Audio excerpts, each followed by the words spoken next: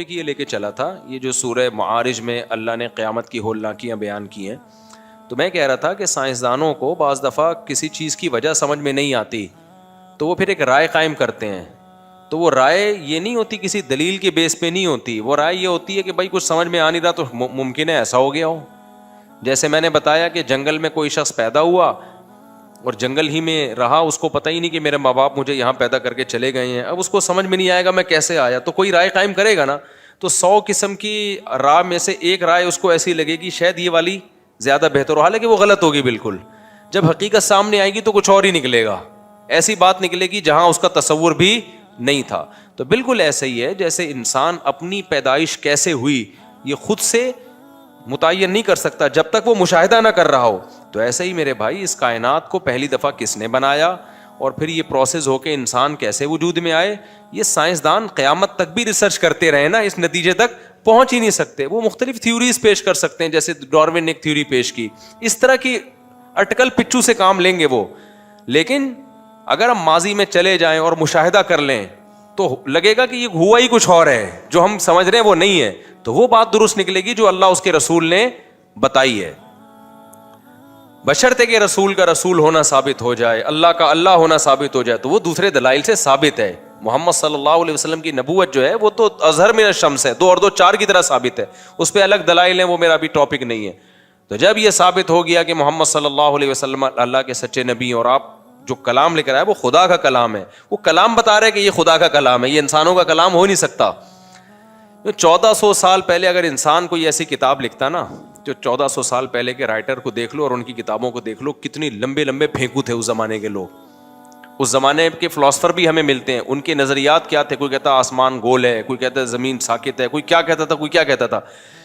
تو اگر نبی صلی اللہ علیہ وسلم معاذ اللہ ایک فلاسفر ہوتے اور اپنے ہاتھ سے کتاب لکھ کے چلے گئے ہوتے, تو قرآن کہتا ہے لوجدوا فیہ اختلافا کثیرا, اس میں بہت اختلاف پاتے, اس کی آیتیں میچ ہی نہیں کر رہی ہوتی ہیں آپس میں, کیونکہ بغیر تحقیق کے باتیں ہوتی ہیں نا.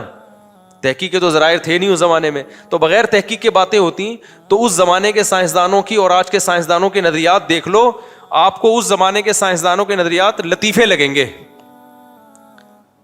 ایسی لمبی لمبی پھینکی ہیں, کیونکہ کچھ پتہ ہی تو تھا ہی نہیں, تو ایسی ایک بات کر دی. تو بعد میں وہ سب چیزیں غلط ثابت ہوئی ہیں, لیکن قرآن میں ایک تھیوری ایسی نہیں ہے جو غلط ثابت ہو گئی ہو, جس کو سائنس نے 2 اور 2 4 کی طرح غلط ثابت کر دیا ہو. ایسی تو باتیں ہیں جو سائنسدان کہہ سکتے ہیں, ہمیں علم نہیں ہے اس کا. مثال کے طور پر قرآن بار بار کہتا ہے 7 مضبوط آسمان بنائے ہم نے. کیا بنایا ہم نے؟ 7 مضبوط آسمان, اور ہر آسمان ایک مضبوط چھت کی طرح ہے, چھت کی طرح ہے. آپ کہہ سکتے ہیں سائنسدان کہتے ہیں کہ ہمیں تو نظر نہیں آئی, تو یہ تو سائنس کہہ سکتی ہے, ہم وہاں تک پہنچے نہیں ہیں. انکار کرنا جب ممکن ہوگا جب پوری کائنات کا خلائی سیارے چکر لگا کے آ جائیں, ٹھیک ہے نا, اور کہ یہ اتنی بڑی ٹوٹل کائنات ہے, اس کے بعد کچھ بھی نہیں ہے, تو اس میں تو ہمیں 7 آسمان اور چھت نظر نہیں آئی ہے. تو یہ تو یہاں سائنس خاموش ہے, بولے کہ ہمیں نظر نہیں آیا. تم کہ ہم نے, قرآن نے کب کہا کہ میں نے 7 مضبوط آسمان بنائے اور وہ تمام انسان اس کو دیکھ لیے, یا قیامت سے پہلے پہلے سائنسدان پہنچ جائیں گے, یہ تو اللہ نے کب کہا وہاں پہ. تو ایسی چیزیں تو بہت ہیں, یعنی کچھ ایسی چیزیں تو قرآن میں ہیں کہ جو سائنس کی پہنچ سے بالا تر ہیں. وہاں یہ کہہ سکتے ہیں ہمیں نہیں پتا.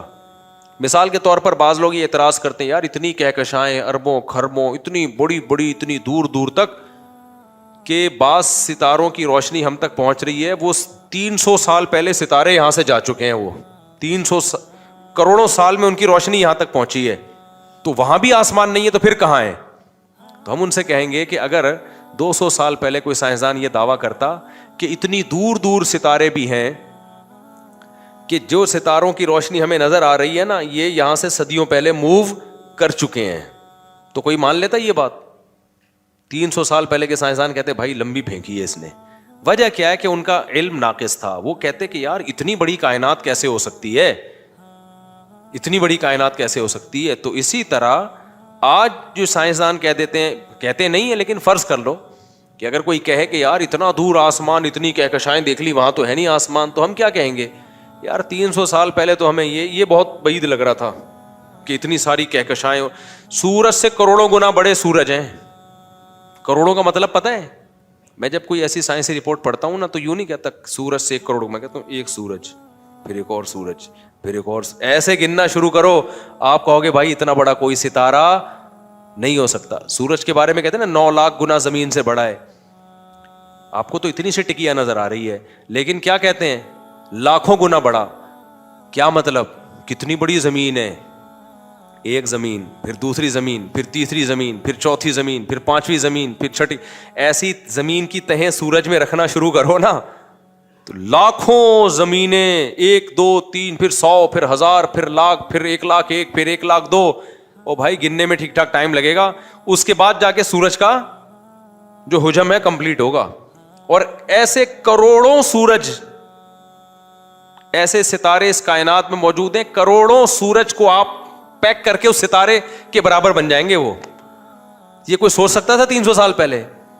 تو اسی طرح آج یہ سوچنا مشکل ہے بھائی وہ آسمان کہاں ہے جو اللہ نے چھت کی شکل میں بنایا. او بھائی تم تو پدی کیا پدی کا شوربا، ٹھیک ہے نا، بہت بڑی کائنات ہے. تو جب اللہ نے کہہ دیا کہ میں نے 7 مضبوط خول بنا کے، پھر ایک آسمان ہے، پھر اس کے اوپر دوسرا، پتہ نہیں اس کا دونوں کا فاصلہ کتنا زیادہ ہے، ہمیں یہ بھی معلوم نہیں ہے.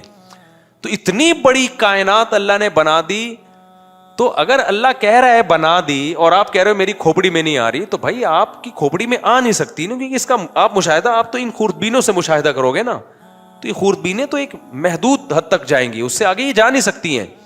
تو جو ان محدود طاقتوں نے دیکھ لیا وہی اتنا زیادہ ہے.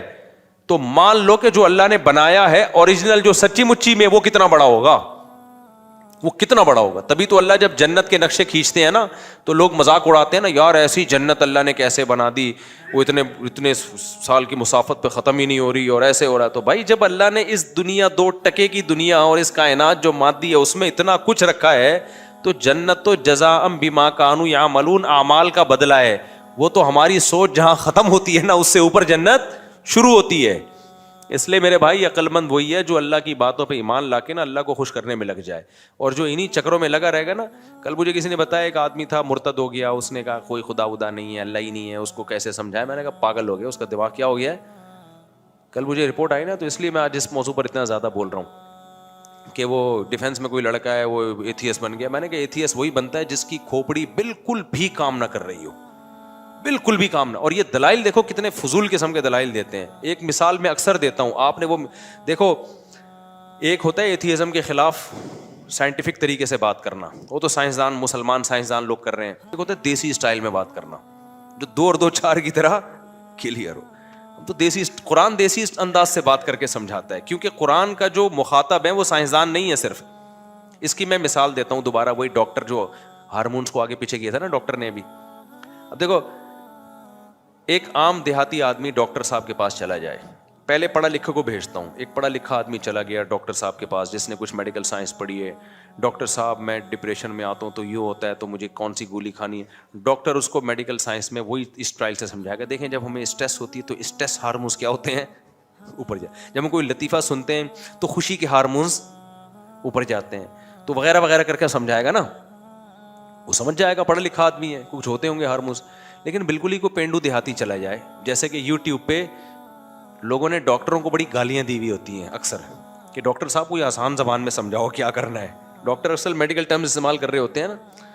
تو وہ اب وہ ڈاکٹر کہہ رہا ہے جی اسٹریس ہارمونز آپ کے جب یوں ہوتا ہے تو اوپر جاتے ہیں، پھر یہ والے ہارمونز. وہ کہہ گی ہارمونز کیا بلا ہے ڈاکٹر صاحب، میری جب اسٹریس بڑھتی ہے تو کون صاحب اوپر جاتے ہیں. وہ سمجھ رہے ہو کہ ہارمونز ان کے کوئی کزن ہوں گے کہ جب اسٹریس ان کی بڑھتی ہے تو ہارمون اوپر والی منزل میں چلے جاتے ہیں. ہارمون صاحب کوئی انگریزوں کا نام بھی ہارمونز ہو سکتا ہے نا. اور ہو سکتا ہے کہ جب ڈاکٹر صاحب کو ٹینشن نہیں ہوتی تو ان کے کزن ہارمون ہوں گے، وہ فوراً کہاں جاتے ہیں. وہ تو یہی سمجھے گا نا. اس لیے کامیاب ڈاکٹر وہ ہے، اچھا ڈاکٹر وہ ہے جو لوگوں کے مینٹل لیول پہ آ کے بات کرے، وہ کامیاب ہے. یہ کمال نہیں ہے کہ آپ میڈیکل ٹرمز میں لوگوں کو سمجھا رہے ہو، اس سے آپ کی اسٹڈی اور ایجوکیشن کا بھرم تو لوگوں پہ بیٹھ جائے گا، لیکن آپ کی تحقیق سے فائدہ مخصوص لوگ اٹھائیں گے، عام لوگ بولو نہیں اٹھائیں گے.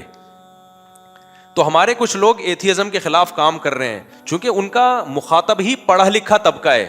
تو پڑھے لکھے طبقے میں وہ انہی کی سائنسدانوں کی کتابیں پڑھ کے انہی کی ٹرمز استعمال کر کے ان کو سمجھا رہے ہیں. ادھر USA میں ایک مفتی عثمان صاحب ہوتے ہیں، مفتی یاسر صاحب, وہ بڑا اچھا کام کر رہی تھی, وہ کافی ان کے پاس بھی ماشاءاللہ مضبوط نالج ہے.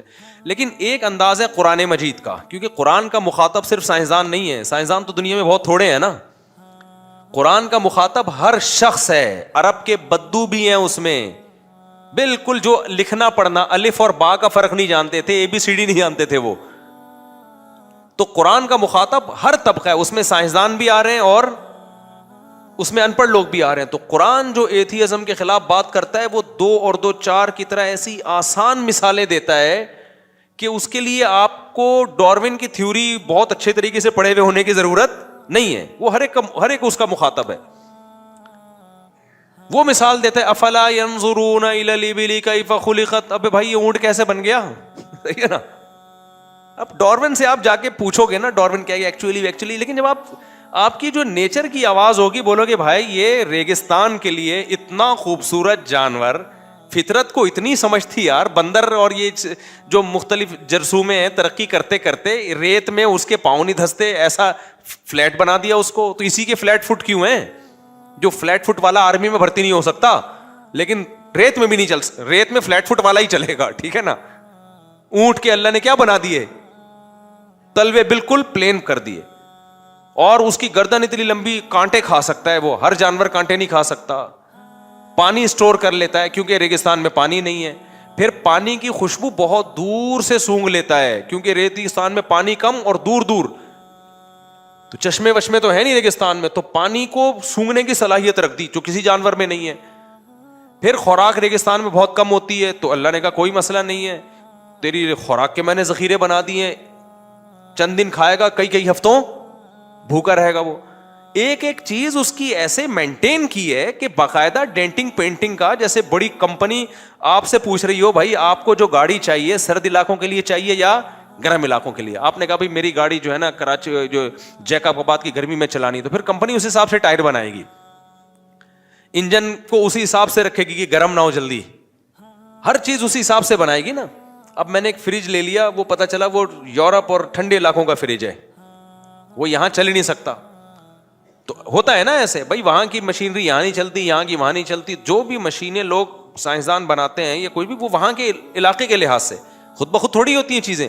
اللہ نے اونٹ کو جو بنایا ہے بالکل ریگستان کے حساب سے, ایک ایک چیز اس کی آنکھوں کو ایسے بنایا کہ اس میں ریت پھنستی نہیں ہے. ریت کے طوفانوں کا اونٹ پہ اثر نہیں ہوتا, کیونکہ اللہ نے ریگستانوں میں بھی انسانوں کو بسانا تھا, سفر کرنا تھا, دنیا آباد کرنی تھی. تو یار یہ کیا بات ہے یار, ہر جگہ کے لحاظ سے جانور پیدا ہو رہے ہیں.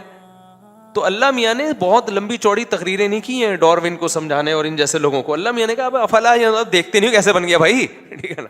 ام خلقوا من غیر شیء ام هم الخالقون, خود سے بنے ہو یا تم نے خود اپنے آپ کو بنایا ہے. ظاہر ہے نہ خود سے بنے ہیں نہ ہم نے اپنے آپ کو بنایا, تو خود سے تو بن نہیں سکتے. 2 اور 2 4 کی طرح بات ہے, تو کوئی اور ذات ہے جس نے ہمیں بنایا ہے.